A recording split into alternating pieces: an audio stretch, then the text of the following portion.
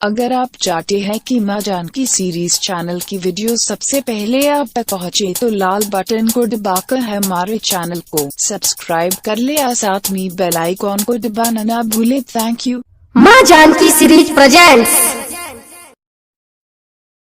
सूर्य studio मुंझपरा बलिया।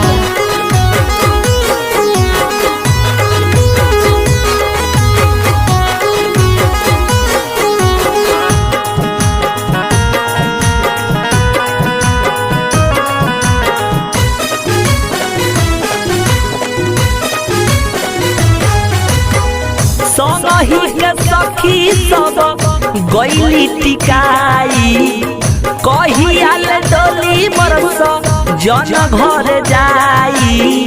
संगही के सखी सब गईली टिकाई कहियाल डोली बरस जन घर जाई। बोलमुआ दिनु बाया तरस माई रे माई सजना दिनु बाया तरसे माई रे माई। बोलमुआ दिनु बाया तरसे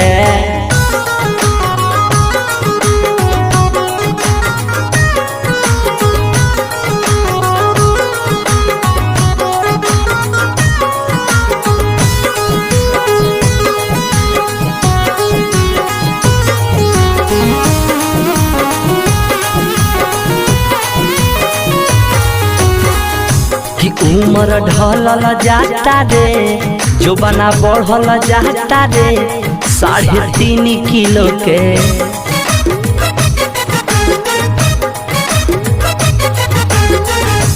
कुछ कहल चाहिए संग में रहल चाहिए 3.5 किलो के।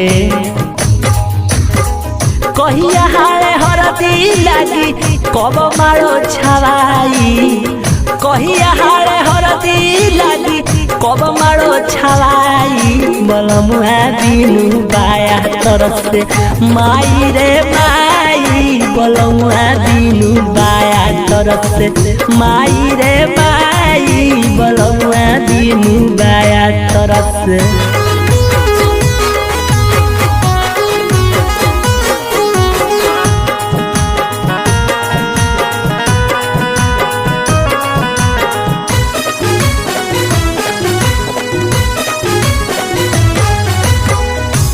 कुइया पानी छोड़ेला बांधल बांधावा तोड़ेला ए माई राती में।